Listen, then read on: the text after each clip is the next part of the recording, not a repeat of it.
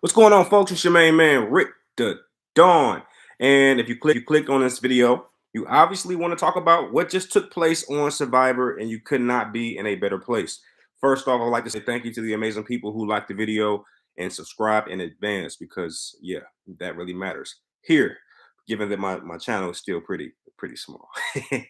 So what though? It's all good. And then also, this episode is brought to you by the Really Hood Podcast. If you don't know what hood means, it means happily urban. I'm from the herbs and I'm happy about it. So reallyhood.com. That's my website, and the Really Hood Podcast is my podcast. You can check it out anytime. And it's also this episode brought to you by wordy.com. That is my social media site. Yeah, check it out. All right, folks. You're here to talk about some Survivor. First off, happy Survivor Day, right? Because we've all been kind of waiting on this. Um, Between Survivor and Big Brother, I've found a lot of joy. All right, over my life. So I do love the game. I like the game, and I'm here to talk about it. So first off, I'm going to go through my notes, and feel free if you're here to chime in the chat, and I will read what you said or what you say. All right. So number one, Cody is going to be the villain. So if you don't know, if you were not able to actually watch the episode, then let me cue you in a little bit. There's a guy by the name of Cody Assenmacher. All right, that's the name for you. And this guy is sure, or I should say, shaping up to be the villain of the episode. He seems to be someone who doesn't really care too much about censorship. He's pretty much himself, and he's unapologetically himself. So yeah, Cody's going to certainly be the villain here. There's a guy named Gabler, if you can believe that. Gabler, he will be a factor. These are notes that I wrote down as I was watching the episode. Gabler is the oldest player on this season, and he has made it a point to not play the traditional old player game, sitting by the campfire, eating, and complaining. Right? He's decided that he wants to play a different game, and early on in the episode, I note that Gabler will be a factor. Owen, all right, may go really far in the game. Owen is another player. I believe he is Asian, and he just has a very distinct look. He looks like the what do you call it? The protagonist of a movie. All right, he has that leading character look. He has the strong jawline, and I believe that Owen will be a factor in this game. So I wrote his name down. So the show starts off with Jeff, standing in the middle of the sand and bringing everyone in. Come in, guys. You know how he does it. Three tribes. You got red, which is called Vessi. You have the yellow tribe, which is Baka, and then you have the blue tribe, which is Coco. Okay, and then Jeff notes that the first competition will take place, and that three things are on the line, that being the pot, machete, and flint for the first place competition winner. All right, so the red tribe actually takes the first competition and wins, and that's very surprising when you see how the red tribe fares throughout the episode. But they do take the very first competition. All right, tribes are offered savvy versus sweat twist to earn supplies. So as you know, Survivor has kind of done this new thing where the two losing tribes, they walk to their island, and they have a challenge opportunity to earn some their stuff back because they didn't get it for the first competition. And in this case, the tribes are offered a savvy versus sweat type of twist. The savvy twist, as you imagine, is something that will involve the entire tribe and allow them all to participate. And I think the time limit was 4 hours. As far as the sweat aspect of that particular offer, that entailed two players digging in dirt trying to find their supplies, and they also had 4 hours. All right, so that happens, and this is where we get to we meet a guy by the name of Ryan. He's a part of the Blue Tribe, and let me tell you, this guy's already shaping up to be the challenge monster of the show. I have some thoughts about Ryan. If you know who I'm talking about, then let me know what you think about Ryan. But anyway, going back, as you know, the red tribe wins the first competition, and the yellow tribe selects Savvy. Okay, they have this thing where they don't seem to trust each other, and they, instead of splitting up, they opt to work together for the Savvy competition, which I thought was smart. If I'm on this island, I am going to do whatever it takes to stay with the group. I don't want people splintering off and having individual conversations. So I thought it was smart of the strategic players of the Yellow Tribe to stick together and work on this thing together. If we and that's the other thing. If you were to fail the competition, you don't want to be labeled as the person who failed. So I certainly agree with the Yellow Tribe on that basis. All right, the Blue Tribe selects to dig. Okay, and that's because they have this guy by the name of Ryan. Now, Ryan, he makes a very, very good first impression because he's just packed full of muscles. If I'm not mistaken, he is Hispanic and he just has the leading character look. He looks like a protagonist. You're going to hear me say that a couple times, but Ryan decides to do some digging and take on the sweat challenge. Okay, now you can argue whether or not that was a good or a bad idea. I have my thoughts. I'll get to it. But anyway, the Blue Tribe finds supplies in 30 minutes. So get this. Usually these type of competitions, they can take a long time. If you've seen past seasons of Survivor, you've seen people struggle when it comes to this competition. But because of this guy named Ryan, this just crazy, like muscular guy, super athletic, he comes up with a strategy to dig in this particular pit in a X form. And by doing so, he covers more ground, him and his partner. And they actually find the supplies in 30 minutes. All right. So Mariah is a standout player due to her wardrobe. Now, I didn't talk about individual players. I tried to keep that a little bit out of it because we'll be here forever. But I do want to point out some players that stand out. As I said, Gabler stands out being an older player over 50. I told you that Cody stands out as a villain. I told you that Owen stands out as a player who just has the survivor look. I talked about Ryan quite a few times. But one player who certainly stands out, and not all for the best reasons, is Mariah. Okay, Mariah stands out, and she is just the sweetest person. That's what I find out as I get to learn more about her character. But man, this game, I think she was on the wrong show, right?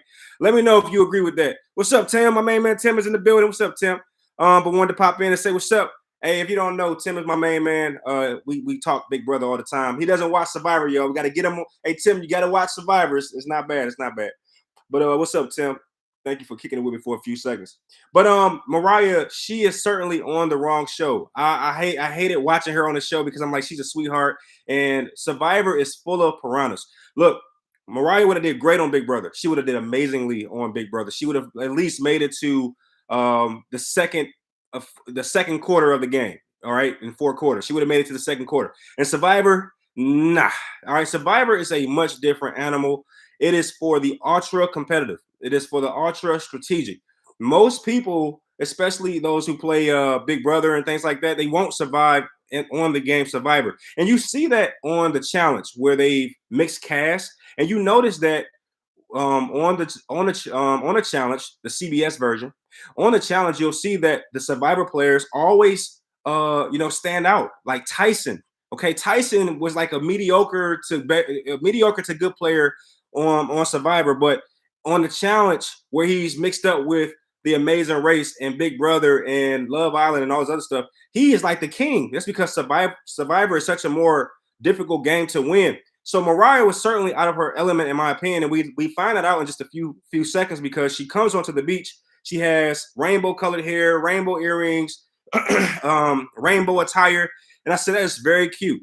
That is very cute. However, that is like wearing meat around your neck and jumping into a pool of piranhas because that's exactly what it was like. Okay, you don't do that. You don't want to stand out in Survivor. Survivor is much more cutthroat. You don't want to do that. And when I saw Mariah, I immediately realized that her days would be numbered in the game of Survivor. And boy, did I find out. Anyway, Sammy of the Yellow Tribe solves savvy puzzle. He wants to conceal his intelligence, but can't help himself. Sammy lies about his age. So here comes another player I would like to talk about. His name is Sammy. He's a 19-year-old player, and his goal is to be the very first, or I should say, the youngest winner of Survivor or in Survivor history. And in his diary confessions, he talks about wanting to conceal his intelligence. And certainly, he does come across quite intelligent. Okay, much like most Survivor players who make it far, they always kind of have that little thing that makes them, pop, whatnot. But Sammy does do something that I didn't expect him to do. Most players who are young or old playing the game, they pretty much come out and say they are that age. But Sammy just wasn't going to go with that. He's seen way too many seasons. He's seen this happen before. where young or old players get targeted for that very reason. So Sammy decides to tell everyone that he's 22 years old.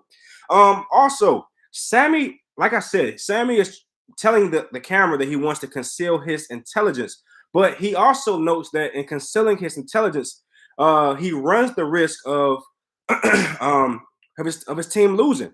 And he's looking at the savvy puzzle, which all the contestants in the yellow tribe decide to work on together. He sees the puzzle, and for whatever reason, he's able to decipher this puzzle in a matter of like, well, I can't tell, it was edited, but it comes across to the viewer that he was able to do it in quick succession. And I have to say that was a very controversial move, in my opinion. First off, we know what happens when you come across as a challenge monster, as someone who can provide, as someone who's a threat in any form on Survivor. Okay, this is a totally different game than Big Brother. You know what happens, you get chopped up. So Sammy actually solves the puzzle, and everyone is completely dumbfounded because they can't even understand. Even I, someone who's taken doctoral classes, I have a master's degree. I looked at this puzzle, and I'm telling you, I couldn't figure it out. If someone said, "Hey, you have to figure this out for $1 million," I would probably I would still be there 4 hours later trying to figure out what the heck was going on with that puzzle. But Sammy is able to decipher that puzzle rather quickly, and we have to have that discussion. Was that a good idea for Sammy to do that? And since we're on the topic of Sammy, I think it's about time that I answer my own question, because the theme for this episode is who will win Survivor 43. You've seen everybody. Okay, there's some players that stand out. There's some players who are hiding in the pack. I've seen both sides. Okay, I don't know their names, the ones that's hiding, but I know their faces. So the question is, who will win Survivor 43? Okay, that's the question for you. Okay, here we go. Cody, Nika, and Jesse began the first three-person alliance. So if you don't know, Cody, Nika, and Jesse are a part of the Red Alliance. I believe that's called Vessi. And they start the first three-person alliance. I got some people kicking it with me in the chat. Oh my god, this is about dating. Oh, I'm married. I can't mess with the chat right now. So anyway, I will say this though. Here is what I have to say. I believe I'm going to go ahead and say it right now, definitively. Here are my two picks. I always pick a primary and then I pick a secondary in case that primary goes out. So I'm going to pick my two players to win Survivor 43 right now. Okay, if you know, if you know the players well enough to give your vote or your picks, please do so right now. I got one rule though. Once you make your pick, it is final. Okay, once you're two pick, you can pick two people. If they get eliminated, that's it. Okay, you can't go back and re-edit. We're not playing that game. So I'm going to go ahead and do mine first. Okay, my first. Should I tell you my pick? No, I'm gonna hold my pick. Okay, I'm gonna hold my pick because I feel like if I tell you right now, you're gonna leave. No, I ain't gonna tell you right now. But you can tell me yours because I'm gonna stay here regardless. Anyway, Cody immediately targets Justine. So Cody is, like I said, the villain of the show. He reminds me of I forget that little strong, short guy with the beard with the missing tooth. You know who I'm talking about. And I'm terrible with his name, but we all know who I'm talking about. He was like taking the machete and hiding it. That guy, right? And he has a little bit of that character in him where he's like mischievous. And yeah, so he immediately targets Justine in maybe the first group meeting together as a tribe on their island. All right, Gabler, the older guy, is the oldest player. And he's giving orders as they build the shelter. Now, this was a scene within this episode that I started to question. I said, Gabler is attempting to lay low and play a different game than older players. But in this particular clip, you see him giving orders to build the shelter. I had two feelings about it. For one, I was like, maybe you want to, tone it down. Don't give any instructions, even if you have the best intentions. However, one thing I will give Gabler in terms of credit is he did a great job with not forcing people to do things. You often see players in Survivor force people to do things like go get wood, or they even shame people if they don't pick up stuff at a fast pace. But you saw Gabler being very gentle, and I thought that was good for his game. All right, my first. Oh, all right, no, I'm not gonna do that. I was gonna tell you who my first pick to win is, and my second pick, I'm gonna hold it off for just a moment. Okay, anyway, Ellie is a clinical psychologist. Very sad story, sister overdose. So there's a player by the name of Ellie, and you will definitely come to know her because she has a very interesting style of play. She tells her story, and one of the reasons why she's on the game is because She's pretty much dedicating her gameplay to her sister who had an overdose. And if I'm not mistaken, I kind of missed this part just a little bit. My wife was just like talking to me, so I missed this part. But if I'm not mistaken, her mother also passed. But don't quote me on that part. Anyway, Ellie, Janine, and Mariah start three-person alliance with Yellow Tribe. So this is what happens. You have a women's alliance already forming, and this is the second three-person alliance if you're keeping count. And if you know, then you know that that three-person alliance doesn't last too long. Okay. Anyway, Lindsay of the Blue Tribe wants to create an all-girls alliance. Lindsay wants to bring James into three-person alliance. So this was pretty cool. Lindsay is a player who I was like, wow, I really like her demeanor. She is very bossy. You can get that sense from her in just a few or a matter of seconds. She's very bossy. But at the same time, I like that from her because most women on Survivor, they're usually like, I'm not gonna say most, but I'll say they can be a little dainty and girlish. This was Lindsay, when she opens her mouth, you immediately like, I thought she was a guy. Like, I'm like, if you just listen to her voice, you would think she was like a guy. All right, she has a very masculine voice, and it was kind of cool to see that because she seems like someone you can't boss around. And I'm very curious to see how Lindsay fares in this game. I think she'll be eliminated pretty early because it's my opinion that she'll be viewed as a threat because she's so strong and her voice is really deep. She's very like authoritarian. She tells people what to do, and I think that's going to rub people the wrong way as we get further in the season. But we'll see. I'm not sure yet. But she brings in a guy named James. James is from Philadelphia, and I'm not a big fan of James. I'm gonna be honest with you. He talks a lot, and sometimes he talks unnecessarily. But that being said, he seems to have ingratiated himself very well with different members of the game. And like I said, Lindsay immediately wants to start a three-person alliance, three women's alliance. But she also wants to bring in James as a fourth player, which I thought was pretty interesting. That James was able to weasel himself into that alliance. I think that's gonna be great for him personally. Okay, and he seems to be comic relief. He seems to be somebody who's always cheerful and positive vibes. So I figure that might actually work well for him in the game. All right, next, Sammy is a pet cremator, so he knows how to start a fire. So at this point, we start to get more in depth with some of the players. And Survivor, because it's a edited show, what happens is they tend to focus on people, and this is how I can figure out who's going to go far in the game. The players who they give more time, the players who they give more backstory on, that usually tells me, okay, this person is someone who's going to go pretty far in the game, more camera time, that type of thing. So we find out that Sammy, the 19-year-old guy who's lying about his age and saying he's 22, he's telling, does he tell everyone? I think he does tell everyone that he's a pet cremator. And as such, he knows his way around fire. So he is the first person to start fire. Once again, Sammy says he wants to keep a low profile. He wants to hide his intellectual ability. Yet he is the one who solves the puzzle, and he's the one who starts the fire first. So I was kind of battling with Sammy as I'm watching the television. I'm saying great gameplay, great job. But on the other side of the spectrum, Sammy, you're doing everything except staying low key. So I wasn't sure how to handle that. But anyway, so yeah, Sammy starts first fire and wins puzzle. Playing too hard? That's the question. Is Sammy playing too hard? If I hear your name is okay.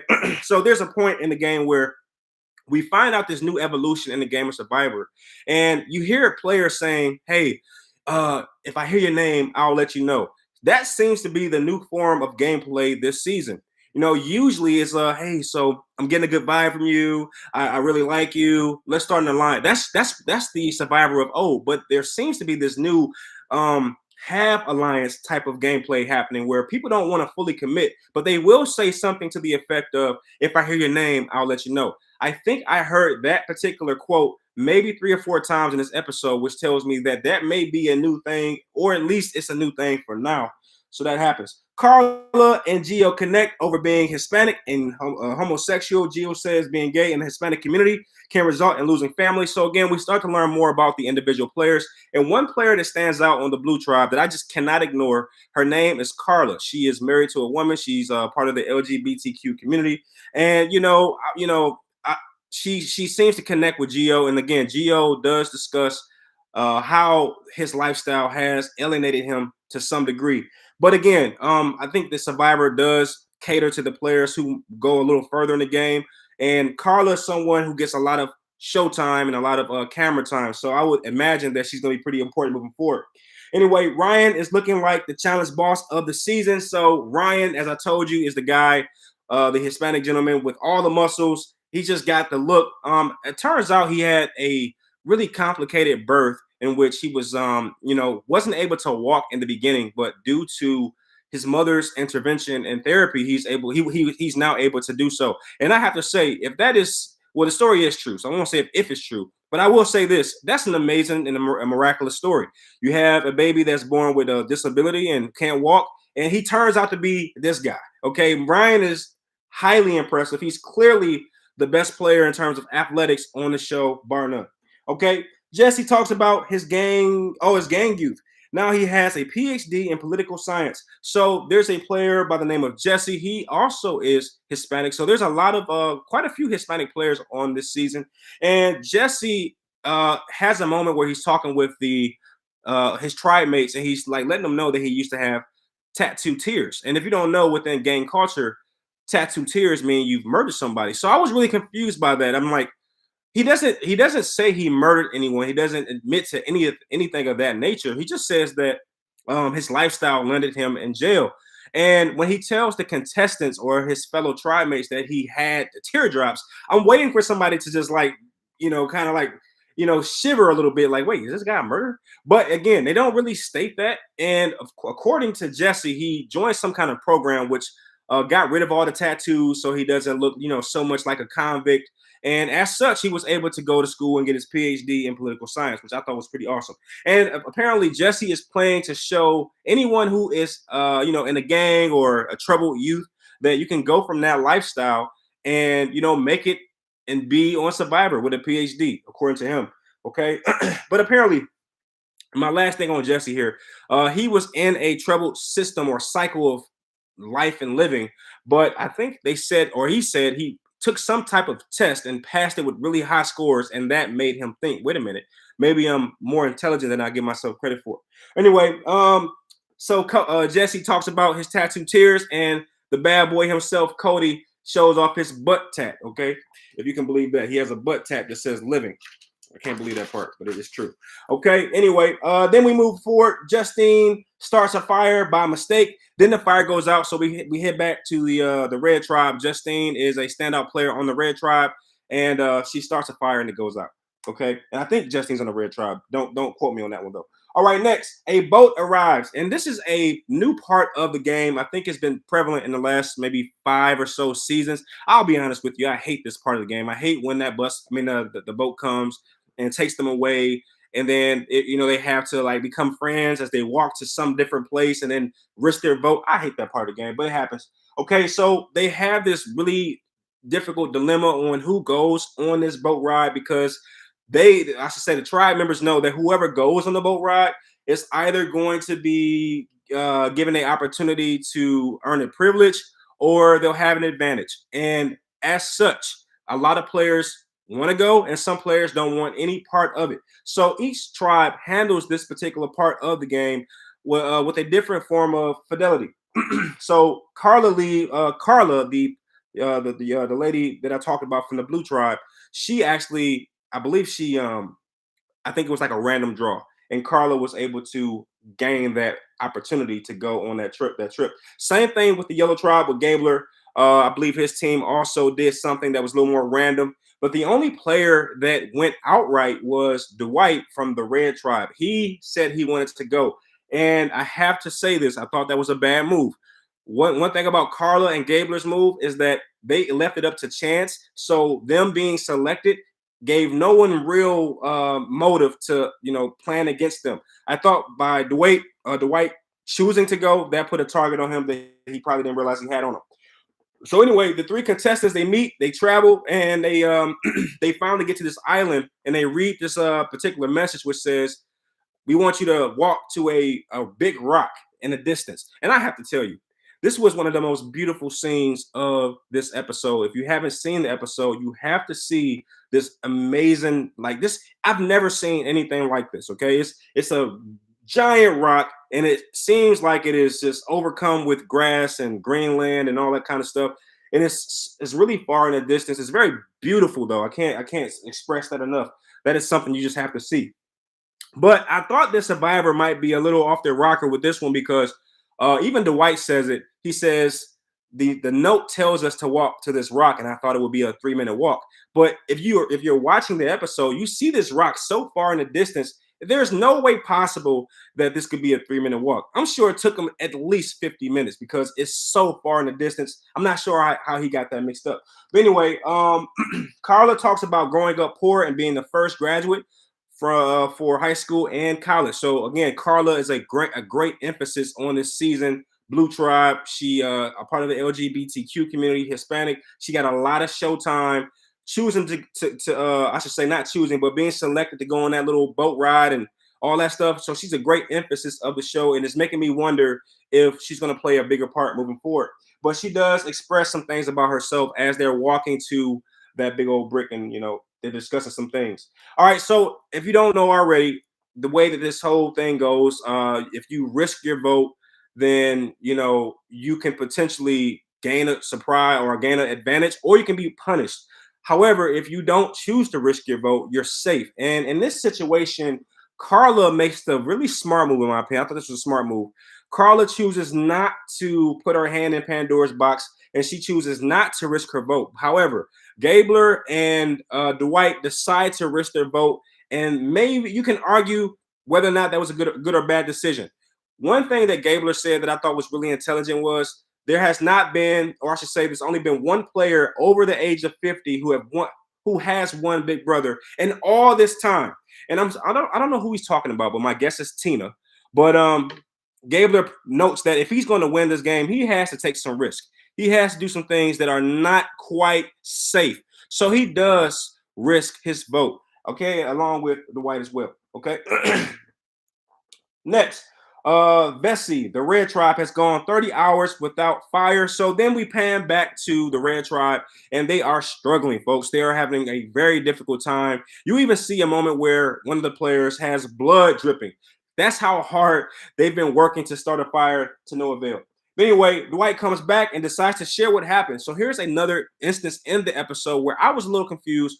Dwight, again, he chose to go on the trip to the island. And then when he comes back, he's fighting with the dilemma whether or not he should share if what happened on the island. He doesn't quite know at this moment if his risk paid off, but he decides to tell the truth because I guess he realizes that someone will have to go after him and they would be able to clarify or verify whether or not Dwight was telling the truth.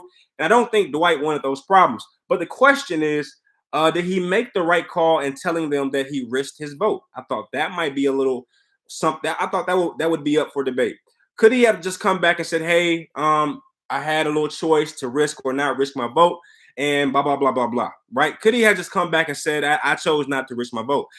Debatable. But I'm going to say, I guess he made the right decision. I mean, what else can you say there? Anyway, Cody, the villain of the show, he's the unofficial villain for me. I'm calling him the villain. Why not?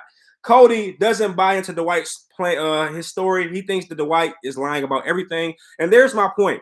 Dwight is already being selected as the person that's lying about. I mean, he's already been pegged as the liar anyway. So maybe he should have lied. And what Cody doesn't understand is that Dwight pretty much revealed what actually happened on the island. I think Dwight even told him that he selected to risk his vote, all that.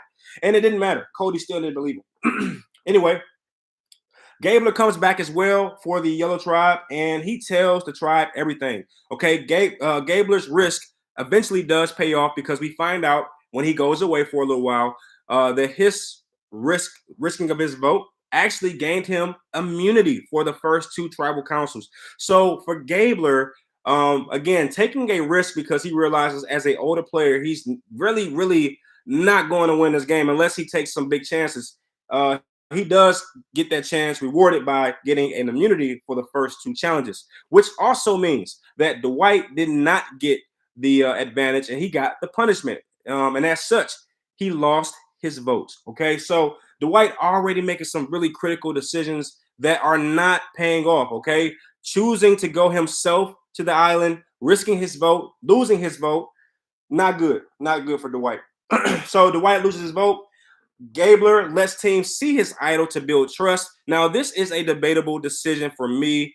When you're in the game, I'm sure it's a lot different from watching the game. But Gabler decides to, reveal everything that took place on the island. And then when he comes back, he reveals that he got the vote, or I'm sorry, got the advantage. Then he reveals what the advantage is. And he says that it's building trust. Now, don't get me wrong on this. People can be trustworthy, but we've all seen, if you watch this game or any type of game like this, we've all seen when a player divulges too much information, how that information can be used against that player. And I think, in my opinion, Gabler might be a little naive to think that his team will not turn on him should the situation occur. So anyway, that's what happens. All right, so then we finally get to the first immunity challenge, and it is a grueling one. You can tell the difference between when they first get there and when they leave. When they first get there, they're very chipper. Everyone's happy, and even Jeff kind of makes a little comment like, "Oh, okay, I like the energy here," because Jeff knows what's about to happen. He's done these seasons several times, so he realizes this chipperness and this happiness is going to soon die out once they realize how ridiculously tough this game is. And again, this is what separates Survivor from everything else. These challenges are grueling. So that's what happens. Okay. So at this moment, I'm realizing as I'm looking at the different tribes, I'm saying to myself, wow, the blue tribe looked pretty stacked. And mostly it's because of Ryan. Ryan by himself just is almost like he's basically equivalent to 3 additional players. That is how overpowered Ryan appears with this cast. Again, you got the older guy, you got the smaller people on it, but Ryan is clearly and decisively the strongest and biggest player that you see on your television when you're watching Survivor 43. So that happens. Anyway, the situation starts, and I have to say some very questionable decisions are already taking place out of the gate. So one player has to go to this log and dig a hole in order to fit themselves through the log. So naturally, you think that each tribe should send their strongest player, which is what the blue tribe does. Common sense, right? But the yellow tribe does something very, very interesting. They send their smallest player. And if I'm not mistaken, her name is Janine. Okay. She's tiny. Okay. And it's like you're putting this tiny person against this behemoth and Ryan. And let's see what happens, right? I just thought that was a bad idea from the start. But anyway, Justine of Red Tribe is a competitor. So at this point, as you see them going through the competition, you're easily able to notice who is going to be a problem on the physical side of the game. Clearly, Ryan is head and shoulders better than everyone. However, I also noticed Justine, okay, she's a very, very strong, tough chick, and she just comes across as somebody who's going to be a powerhouse on the female side of the game and probably even outdo some of the guys based on what I saw in that first challenge. But anyway, the red team chooses straight maze. So basically, they have. I did like this twist in the competition. You got the 3 teams, and whatever team got to the mazes first got to select which maze they wanted to use to finish the game. And of course, the blue tribe blasted through everything, and they picked what we would probably call the best maze or the easiest maze. However, the red tribe is the second to make it to the mazes, and they select what I thought was the most difficult one because it has this really weird straight pathway that I thought the ball could easily roll off left or right, but that was not the case. It turns out that there were some small little pieces that kept the ball straight. But I'm just telling you that if it were me and I was a part of the red tribe, I would have selected the maze that the yellow team ultimately received. All right. What's going on? I got somebody in the house. Pretty sure Baka means stupid in Japanese. Yeah, so just to kind of talk about the names are pretty interesting. Okay. So we got Baka, and I believe Baka I wrote down these notes. Baka is the yellow tribe, which I got a friend here that's telling me that might mean stupid in Japanese. Yeah, because the lady they sent, I'm like, come on, you got to do better than that.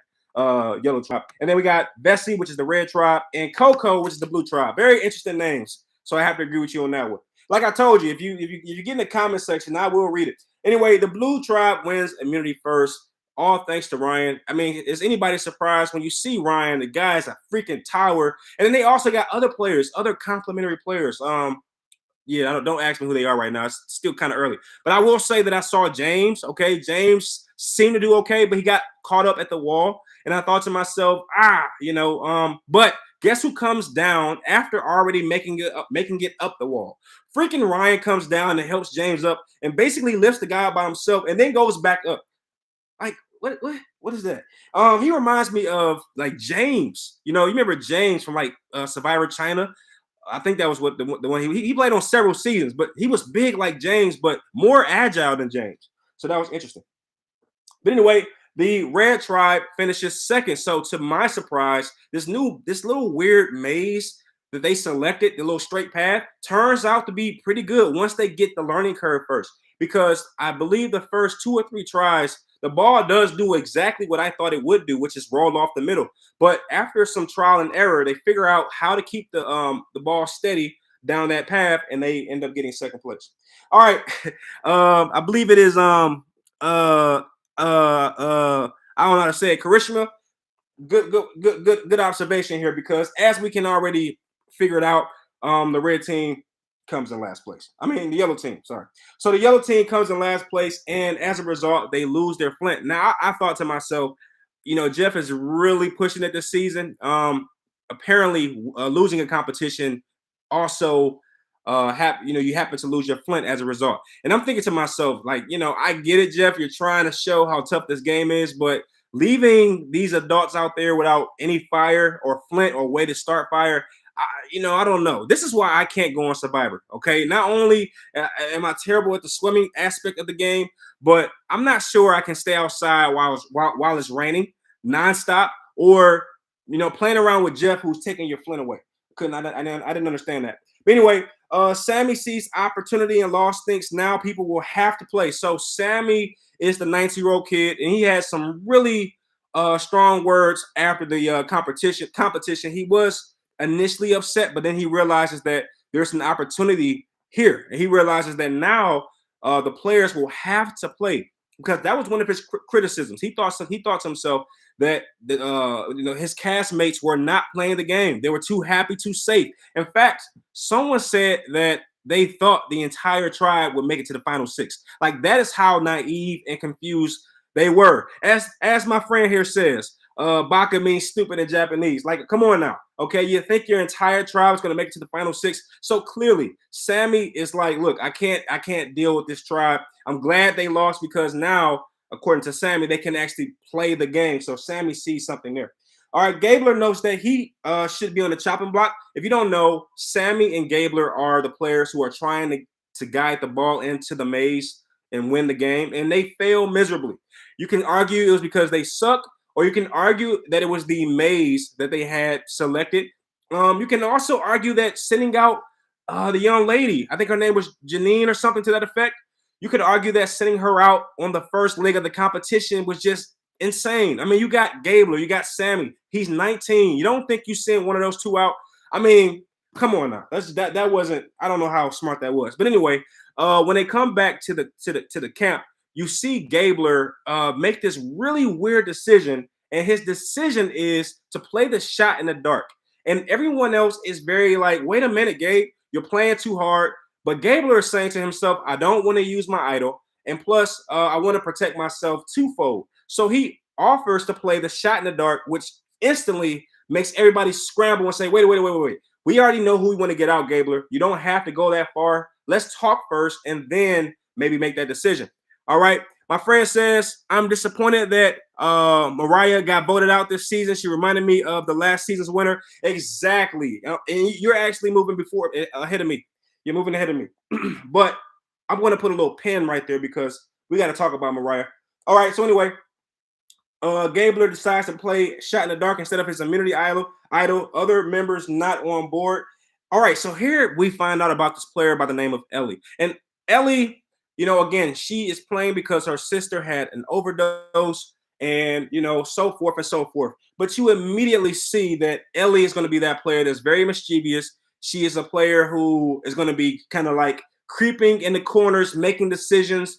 I would argue that Ellie, at least for me, will be the second villain of the show. Okay. I think Cody is number 1, but Ellie is easily the next up in terms of a villain for the show, because she's very sneaky, very vindictive, and very manipulative, in my opinion, based on what I saw in this episode. So that happens, and Ellie offers up Mariah on the chopping block. So again, everyone is pretty much trying to bring Gabler down from the ledge, and saying, Gabler, you're thinking too hard.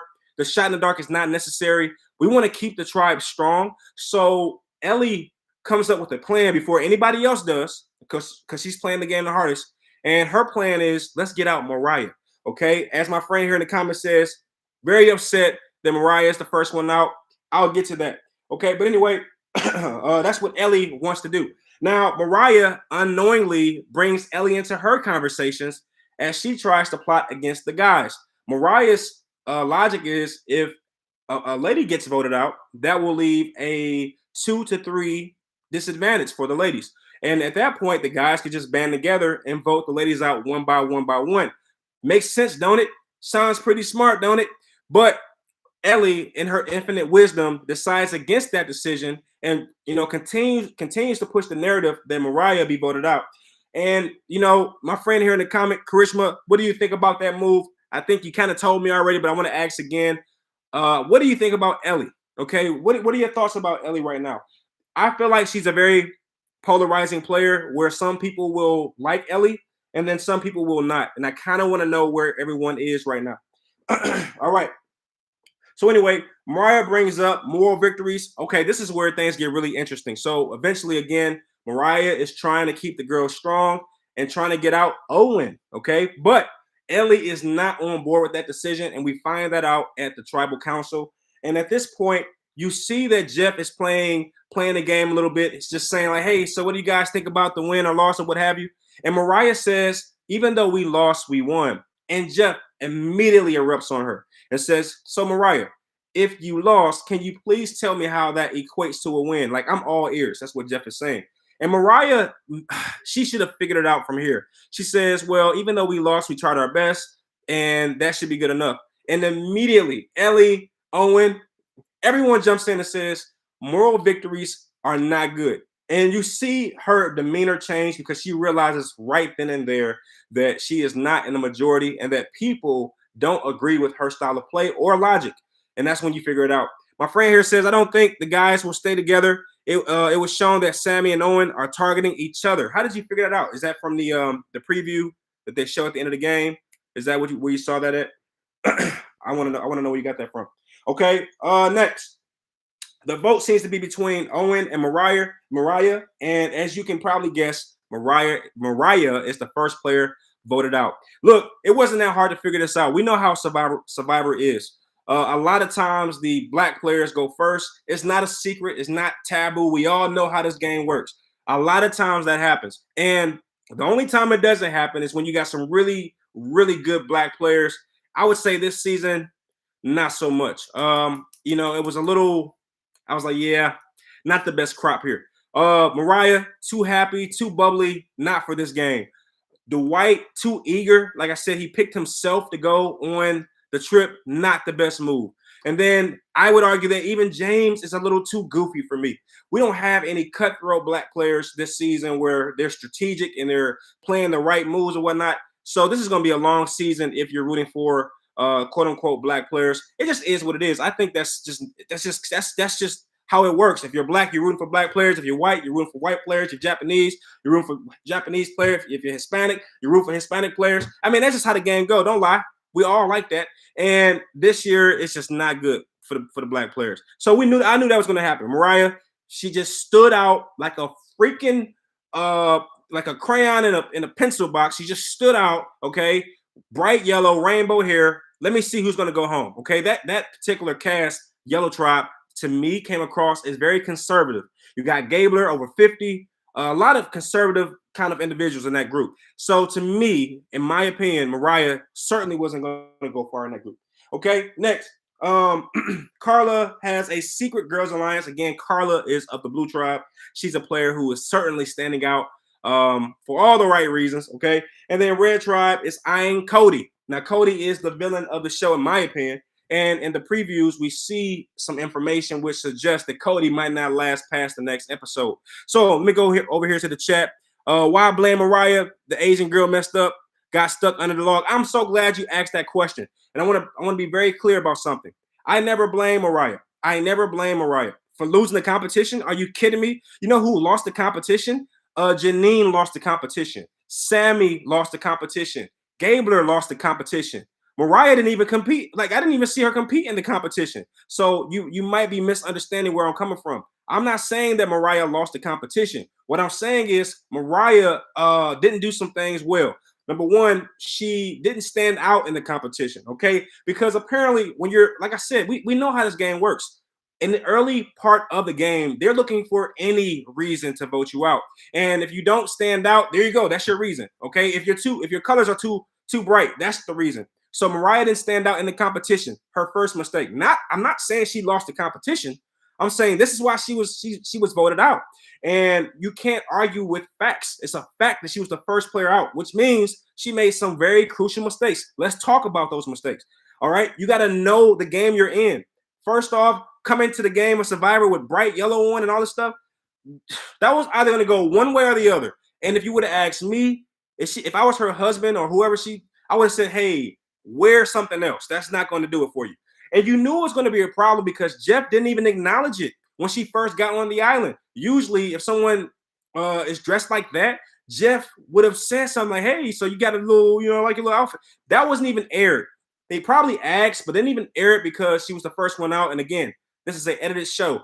The second mistake Mariah does is she doesn't talk to anybody on the island about the game. She doesn't strategize. She was the player who made the comment, I thought we would all go to the final six. So that means she was playing in La La Land. You actually think your entire tribe is going to go to the final six, Mariah? Like, it's not possible.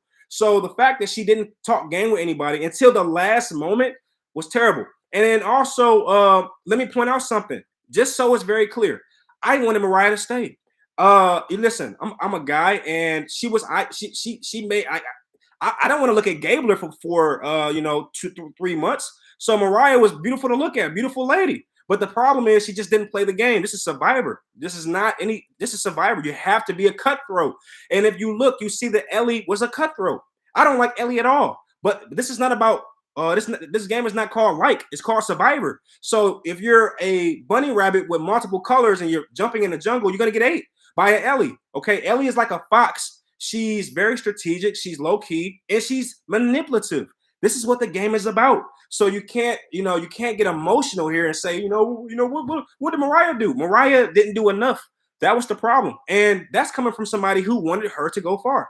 It just wasn't going to happen given the fact that she was too happy, too nice, and not playing the game correctly, in my opinion. Now, we can disagree. But that's my view on the game, and I respect your view as well. I agree I agree with you about Survivor 43. Come on now, Sharon. You know how this game go. And to go back to my friend who asked, or actually made a great comment, he said that Mariah reminded him of the player who won last season, Survivor 42.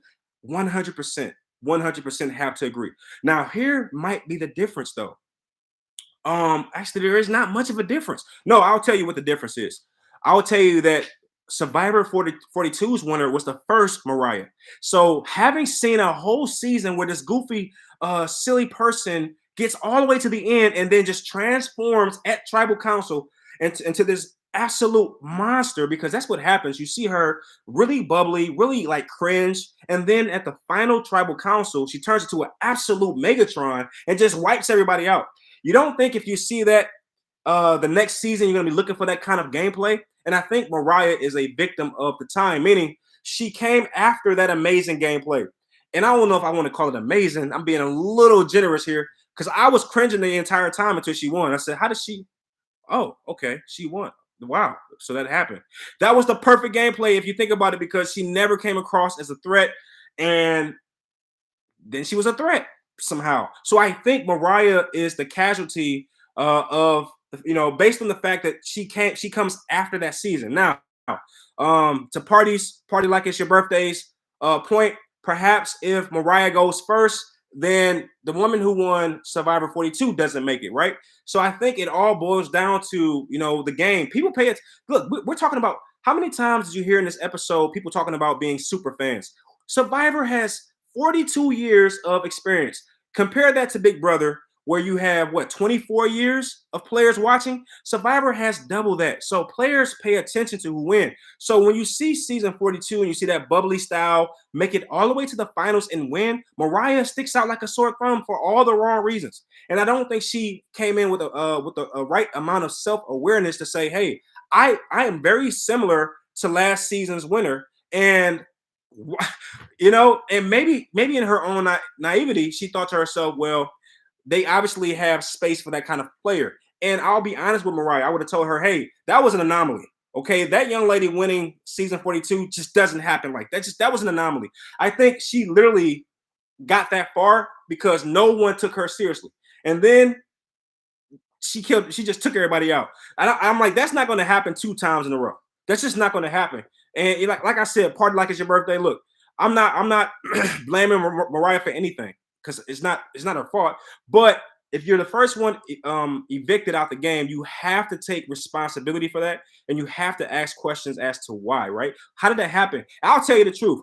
Ellie's the problem. It's Ellie's fault, and I'm not going to be biased. I'm not going to do it. I'm gonna say good game to Ellie. She was the first one to shoot the shot. I'm not that person. You voted out Mariah. She's a sweetheart. I'm not that person. Ellie, congratulations. But I'll be lying to you if I didn't tell you that I'm sitting back with my remote control, just waiting for the day for Ellie to get hers. I am just waiting. Every season, there's one player who just cannot win, or I'll be completely distraught. For me right now, it is Ellie. If Ellie wins this game, I will be very angry if Ellie wins this game because she's so manipulative. Okay. But anyway, yeah, that's how I feel about that. All right. Anyway, Sammy was talking to the girls about targeting Owen. I believe Owen will find out about this and target Sammy because of it. All right. So Karishma, it's time for me to reveal who I think will win season 43 because you're talking my language right now. I'll be honest with you all. And I haven't heard anybody tell me who they think they're going to. I haven't heard anyone tell me who they think will win in the comment section yet. So I'll be the first one. I'll say that my primary pick is going to be Owen. Yeah, Owen. Owen is either going to be the winner or someone who's going to be evicted very soon, as Karishma just pointed out, because Owen has the all-American look. He looks like the freaking protagonist of of an adventure movie, and he's very smart. He's very smart. You can just tell he's lying low. And you look for Owen. He's in the water doing something. He's washing off. He's not with the group. He's not trying to be a threat. And he said something that was very important to me. He says, "I want to appear as a non-lethal player, and then look up. Everybody's taken out." So that's the game that Owen is playing, and I have to say that is the gameplay that I tend to gravitate to. Someone who can be a problem from the beginning, but they lie low long enough, and then they sneak out and take everybody out. That is the player that Owen is striking me to be. Okay, now, as I told you, I'll always pick a +1. And my +1, if you can believe this, is Sammy. Okay, I think between Owen and Sammy, one of those players will win Survivor 43. Now, what Karishma is telling me is not giving me hope for my prediction because, according to him, Sammy and Owen are already targeting each other. And I'm like, if that's true, then one of my picks will be taken out very soon. But Karishma, I'll tell you this. I think that Cody goes next. The way that they eyed Cody in the preview for the next episode, I think he's done next episode. I don't see Owen and Sammy going out that soon. If so, that would be completely confusing. I say Sammy because he's already showing 2 things that I think a winner should have for this season. Number 1, he's showing that he's willing to manipulate. He's already telling people he's older than what he actually is, which shows me that he's not afraid to get his hands dirty should he have to. And also, again, the way that he solved that puzzle and before everyone else was insane. Okay. And also, he's the first one to start fire. So he's showing that survivor instinct, that survivor ability. So for those reasons, I have to say he's looking really strong for me. Now, if what Karishma is telling me is true, that means that Owen or Sammy, one of my picks, 1 or 2 picks, are gonna go out early. I hope Karishma is misreading that, and I hope He's wrong. She was so positive last season, very friendly, played very socially. Look, party like it's your birthday. I have to be honest with you. She was amazing. All right. She was very inspirational. I think she is the inspiration for Mariah being on the show. Players like that don't really win Survivor.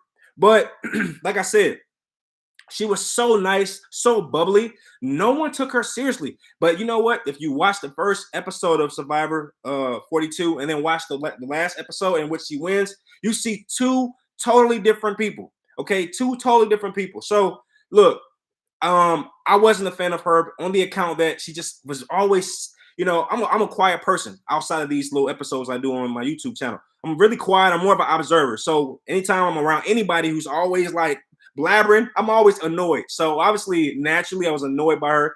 But I have to be the first one to say she absolutely showed up and she shut me up. Okay, and I'm big enough to say that she made me look completely stupid because I picked somebody, some big macho person to win, like I always do, and then she completely wiped the floor with them. So much love to her. I forget her name, but she was a freaking amazing player, and I take nothing from her because she showed up, and that's what it's all about.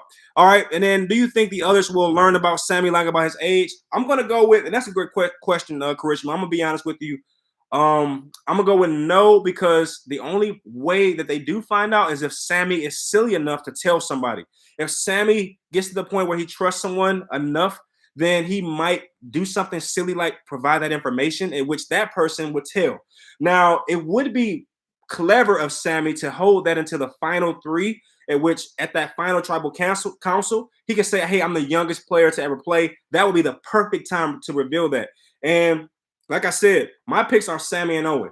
And if you're asking me to pick between the two of those, again, I picked Owen by default because I just like Owen more as a person. But it wouldn't surprise me if Sammy doesn't take the first shot. Sammy is a player that's really cutthroat.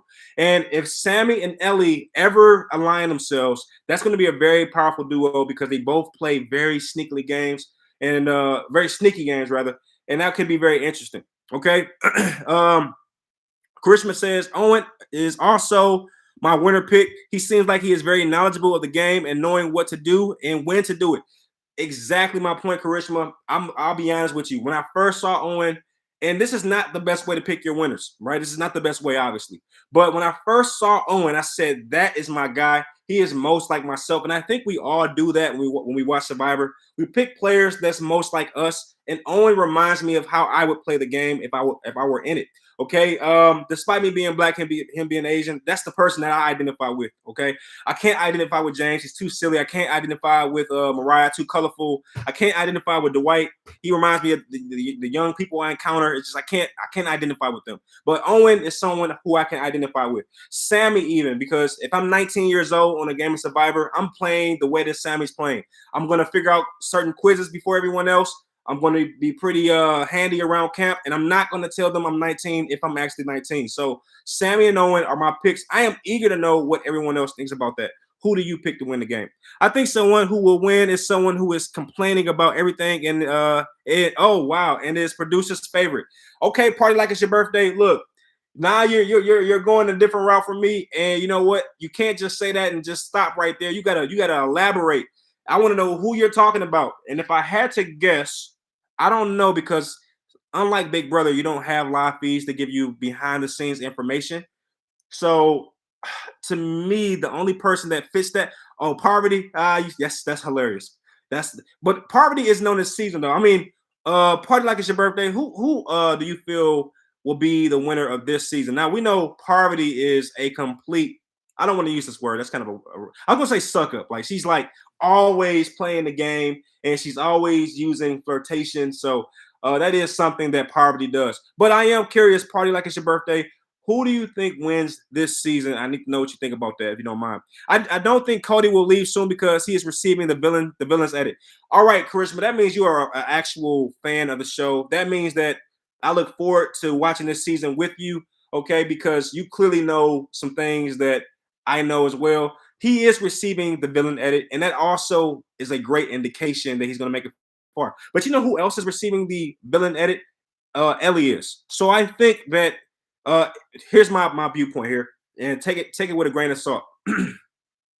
even though Cody is receiving the villain edit, I think they've already started the process of constructing a second villain in the event that Cody does leave. And look, I'm if Cody doesn't leave soon, then what the heck was that preview about? Because you see two players plotting against Cody, and he's completely oblivious to it. He's jumping off a ledge into the water. If he doesn't leave next, then he's gonna be he's not gonna win. I'll put it that way. I don't know when he leaves, but I know he doesn't win the game. I don't know. I have to study everyone some more. Please party like it's your birthday. I need that pick from you whenever you get a chance. Look, folks, I'm going to end this episode right here because the season just started, and we had a good conversation about it. But just in case you're wondering, every week after the episode airs, I'll be here giving you my opinions on the latest episode, and hopefully you can join me and we can talk some Survivor because this game is going to get really interesting. And this is the worst part of the game when it's so many people, and the camera guy doesn't know who to focus on. The edit is all over the place. This is the worst part. So it only gets better from here, and I look forward to seeing what happens. But I am willing to say the next player that's going to go home, if not Cody, Charisma. What's up, Jason Lowe? My main man, Jason Lowe in the building. Hey, who said that? I think that was I'm gonna say Charisma said it. Hey, Charisma, if it's not Cody going home next, I'm gonna tell you who's gonna go home next. It ain't gonna be Owen. I don't think Owen or Sammy go home next because unlike Cody, they're getting the hero edit. Or I should say Sammy is getting the intellectual edit, and Owen is getting the quiet but deadly edit. And that's the person who everyone thinks is going to go home first, and then they end up make it to the end. So Owen's getting that, okay? And then I'll say this as well. I think the person who goes home next is Dwight. Watch. Dwight is going to go home next. The Red Tribe will probably be in final the tribal council, and Dwight is going to go home next. That's my pick. All right, I think Dwight goes home next. All right, you heard it here first. Hey, Jason Lowe, what's up? Do BB players playing Survivor?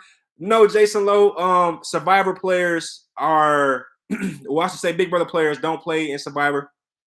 However, they do play intermingled in the Challenge. Okay, the Challenge is a show on CBS. Now it's on CBS, and they do include Big Brother players and Survivor players. But Jason Lowe, let me tell you, you need to go check out Survivor because it's just as good as Big Brother. I like Big Brother more. I'll be honest. I like Big Brother more. But once Survivor gets to maybe the half of the season, it gets better than Big Brother in some instances because the games are just a little more. It's more story driven because they edit everything better. So I would say right now, I would say in the beginning parts, Big Brother still has the edge, but towards the end, Survivor takes over.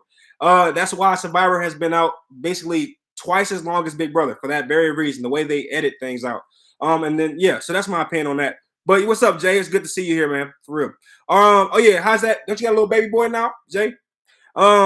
Charisma says I can see the girls going after Cody if their tribe lost. Right. Yeah, and I'll have to say this. I have to say this before I end.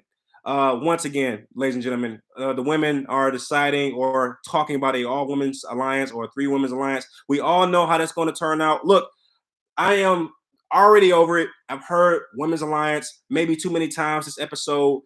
One of these days, I have a dream that one day we're going to actually get a legitimate women's alliance. I am so tired of these half-cooked women's alliances. It's just like, come on.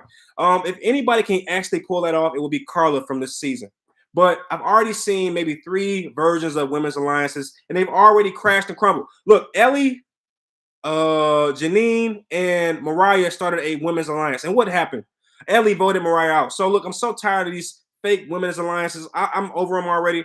And one of these days, we're going to get a really strong women's alliance that actually protects each other. We're not there yet. I think we had it one season on Survivor where they got really close. But that was about it. And I forget what season that was. All right. Anyway, let me see. Jason says, I'm going to watch it. I recorded it. Yes, Jay, you got to watch it because Survivor is something else. It's something else. And I know, Jay, based on how we kick it on Big Brother, I know you'll jump into to Survivor. Or I can't vouch for Amazing Race. I've never watched Amazing Race, but I can say that Survivor is pretty hip. So Jay, you definitely got to check it out for sure. All right. Charisma says most women alliances fail sadly, and look, Charisma, that's exactly what happened this season already.